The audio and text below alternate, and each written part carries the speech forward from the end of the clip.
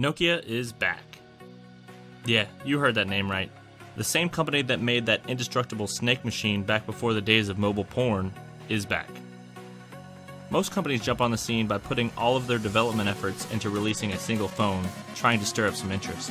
But Nokia, on the other hand, plans to release not one, but 7 phones in the near future. I had asked Nokia why they decided to produce so many, and the response was simply, shoot or shoot.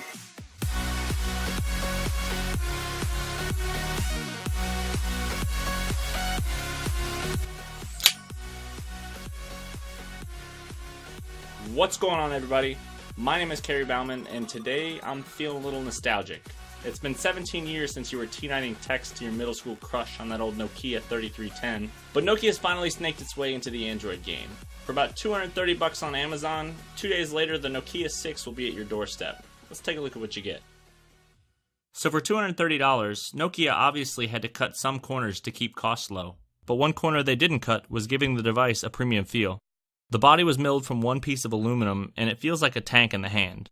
While the footprint is no larger than the HTC U11 or the OnePlus 5, it's actually a bit thinner than the Galaxy S8, but it feels so much bigger. The corners are sharp as opposed to being more curved like on other phones, making this one feel so much bigger in the hand. But you know Daddy likes them curvy. I mean, you can actually stand this phone on its sides. The screen is another aspect of this phone that really impressed me for the cost. You get a 5.5-inch 1080p LCD display that, while not a competitor to the big dogs, it's no chump. Like the majority, the brightness isn't all there in direct sunlight, but indoors, whether you're gaming, watching videos, or surfing Reddit, the display should leave you more than satisfied. The speaker is on par with all the others in this incestuous pool of downward-facing speakers on the market today, and the speaker on front acts as a loudspeaker at times, though it's pretty quiet. It has expandable storage, a headphone jack, a decent-sized battery, all which are positives for a $230 phone. And the software experience? It's exactly what you've been asking for. Bare bones, stock Android. And when I say bare bones, I mean this is a skeleton of stock Android. Absolutely nothing additional. Not really any shortcuts or gestures, and no fingerprint sensor or capacitive button customization, but honestly I'm okay with that. We're all used to these in-your-face skins that companies put on their phones with features we don't need. Well, this is as minimalistic as you're going to find, and any customization that you're going to want on top of it can likely be found in the App Store.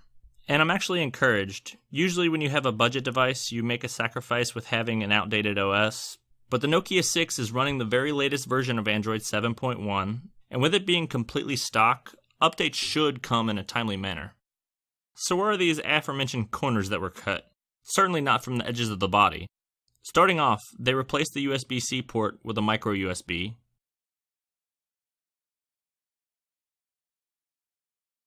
There's no LED notification light, something I assumed was standard on every phone since the original 3310. Some other things I'll nitpick, like the buttons being a bit too high or too close together, having to reach a mile away to turn the volume up, and with it being nearly impossible to feel the difference between the volume and power. The fingerprint sensor is not the fastest, and the camera bump is pretty big, meaning this thing rocks harder than Led Zeppelin. And the specs, well, they're pretty much as low as you're going to find on any smartphone in 2017. 3 gigs of RAM paired with a Snapdragon 430 is underwhelming. For the most part, it runs decently smooth. You can play some games and not notice any lag. And yes, even Snake works just fine. And make sure you close out your apps on a regular basis, because once you really start to overload this thing, you're definitely going to notice some lag here and there. I think my biggest wish would have been a slight bump from the Snapdragon 430. When it comes to battery life, it's equipped with a 3000 mAh battery. Pair that with a 1080p screen, a very low-end processor, and this thing should be a beast, right? Well, it's decent. After some heavy use, averaging the screen on time and percent battery life remaining each night, this thing posted a very respectable 5 hours and 10 minutes. Putting that in 4th place on our leaderboard, but above some very good phones. And when charging the phone for a half hour, typically you would get about a 30% battery life gain. It's not as good as some of the best phones on the market, but it's impressive considering it's about $400 cheaper than some of them. And lastly, the camera, the front and back tag team of the 8 and 16 megapixel shooters respectively. The smaller pixel size and the smaller aperture of the rear camera means that it's not the best on the market, or even close to it. but I mean, it's alright. The front camera only being 8 megapixels is a bummer.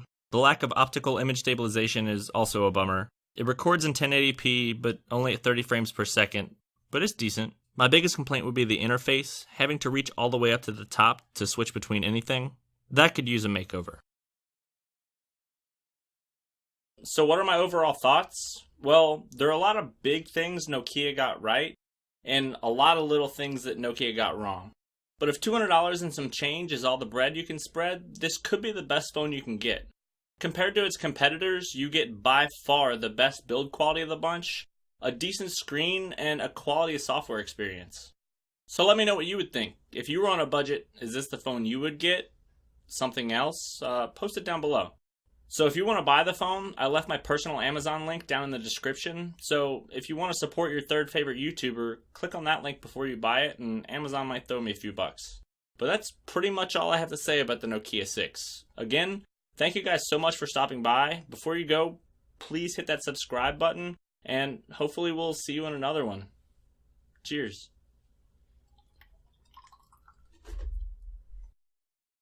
So if 200 and change is all the bread you can spread, all the stone you own, all the loot you can shoot, all the dough you can throw, all the cash in your stash, all the scratch you can match, all the cheese you can seize, all the lettuce you can get us, all the chips on your hips, all the cake you can rake, all the guap you can drop,